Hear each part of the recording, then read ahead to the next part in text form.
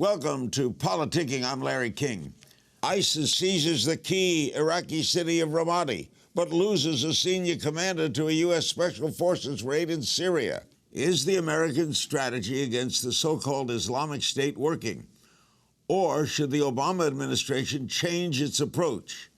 We'll get some perspective. Joining me from Washington is Representative Jim Himes, Democrat of Connecticut. He's a member of the House Permanent Select Committee on Intelligence and the House Committee on Financial Services. What's the significance, Jim, of the fall of Well, it's obviously a disturbing development. You know, as we learned when our troops were there, recapturing a city is a very, very challenging thing. And of course, the fact, what really emerges from this is, once again, just the utter incompetence of the Iraqi military to defend a city which is right smack in the middle of their country.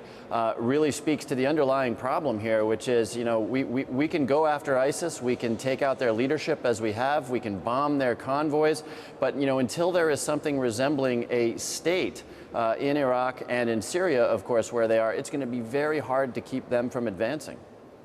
So it's a twofold. Do you agree now with all the questions being asked of Jeb Bush and others that we should not have gone into Iraq in the first place? Oh, look, the invasion of Iraq was, I would argue, the great American foreign policy strategic mistake of the century. You know, you can make a list. The fact that Iran is now a regional power because we removed their traditional counterweight. The fact that Syria and Iraq are ungoverned space now, where a lot of very bad people are establishing training camps. That's, of course, because Saddam Hussein is no longer there. Now, by the way, I'm not making an argument in favor of Saddam Hussein. One of the challenges we face in the region, of course, is that over time it has been some pretty appalling autocrats that have kept a lid on the crazy that we see now. But no, there is no question.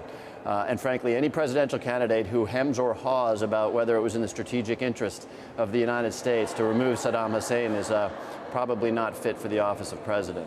Brigadier General Thomas Wheatley, Chief of Staff of the Combined Joint Task Force Operation Inherent Resolve, he says that ISIS is on the defensive throughout Iraq and Syria. Do you agree with that? They are. Look, there's no question that the air raids that we and our allies in the region have done have caused them to bear a huge cost in terms of casualties, in terms of heavy weapons that we have taken out.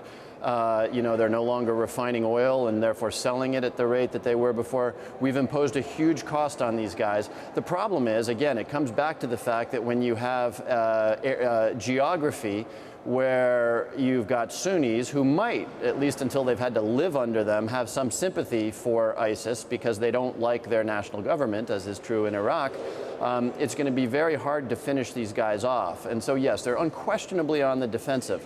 But as long as they've got this chaos in which to breed, it's going to be very hard to finish them off.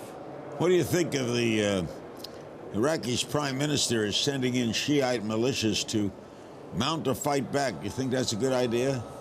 Well, I think you have to be very, very careful about that. Look, first and foremost, the objective in the region has to be to push back ISIS, and it has become amply clear that in Iraq anyway, the only, other than us, effective fighting force are the Shiite militias. Now that's pretty uncomfortable, obviously, because those are Iranian-backed militias. If they operate in Sunni areas, you've always got the possibility of inflaming sectarian tension. But look, they appear to be the only force on the ground in Iraq capable of making headway against ISIS. So I think you would really rather not be in this position, but I do think we've got to acknowledge the realities, push ISIS back as far as we can, and then do all we can to try to bring the Shiite militias and the Sunni armed forces into something resembling a national army. That's a win. What do you think of the U.S. Special Forces killing the man in charge of ISIS's black market oil and gas sales? Well, I think it was a smart raid, and obviously, you know, thank God it went well. You know, the president obviously took a very tough decision because, of course, if you're putting people on the ground, you're risking that they are captured. And we saw what ISIS did with the Jordanian pilot, and we'd never obviously want to go through that again. So the president took a huge risk, but that really paid off in terms of intelligence that will be gathered from cell phones, from laptops, perhaps from the spouse of al-Sayyaf or Abu Sayyaf. So it was a risky gambit, but I think in the end it's going to be a very bad day for a lot of people who are associated with this guy. Chairman of the House Intelligence Committee, the Republican Devin Nunes of California, says that the United States should do more to fight the spread of the Islamic State outside of Iraq and Syria. What do you think?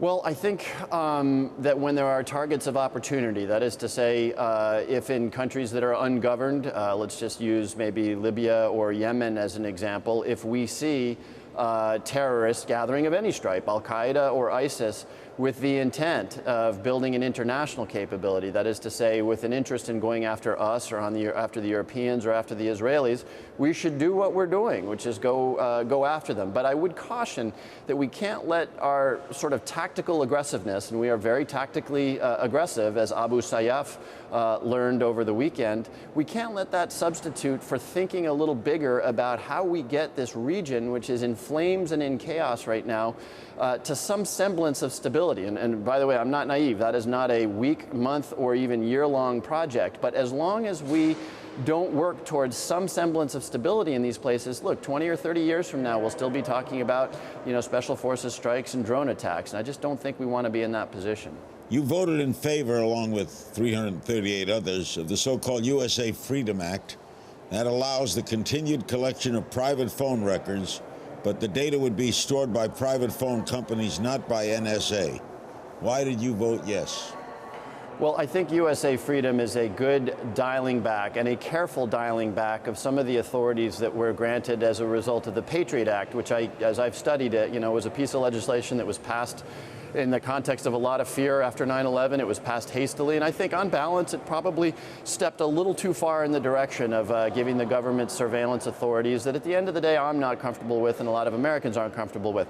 Now, it's important to clarify, Larry, this is actually closing down a lot of those collection programs, and it's taking us back to a world where if the FBI or the NSA wants to look at somebody's phone records, they actually need to go to a judge, they need to get a warrant or some other judicial approval to actually then go to the telephone companies, as police have been doing for generations, and say, hey, we want this guy's records. I think that's actually a good outcome here. This idea that, the Central Security Service, the central government should be keeping track of all of the phone calls that all Americans make in some massive database, that just, legalities aside, has always struck me as a little inconsistent with the idea of a free people living in liberty.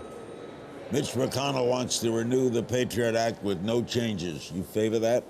Well, it's not going to happen. The House obviously took a very strong vote in favor of what I think was a balanced bill, the USA Freedom Act, which dials back some of those authorities. And look, the Senate is a similar place to the House on this issue. You've got those who think USA Freedom would be a good bill. You've got other people who would go a lot further. But you don't have a lot of people saying everything is perfect just as it is. Look, the Second Circuit Court of Appeals 2 weeks ago said that the program was illegal under the Patriot Act. So I think Mitch McConnell is standing alone on this. But of course, he's the leader of the Senate. So he gets a big say on where we go from here. And finally, Jim, as you look at all of this, look at the world, look at what's going on, are you optimistic or pessimistic in general? I'll tell you, I'm optimistic about the United States. You take the long view and you think about where we were 6 years ago when the economy was melting down, when we had troops on the ground and being killed in both Iraq and Afghanistan. You think about where this country has come in terms of energy and energy self-sufficiency. Things look pretty good here, but the region we've been talking about, the Middle East, it's sort of hard to look at the Middle East and say this is not going to continue to be a challenge and a problem for us for many years, which is why we need to be very, very careful about answering the question, how exposed and how involved do we want to be? Because when we're involved, it is a lot of money, and as we all too sadly know, potentially the lives of our men and women in uniform. Thank you, Jim. Thanks very much. We'll be calling on you again. Thanks a lot, Larry. Congressman Jim Hines, Democrat of Connecticut.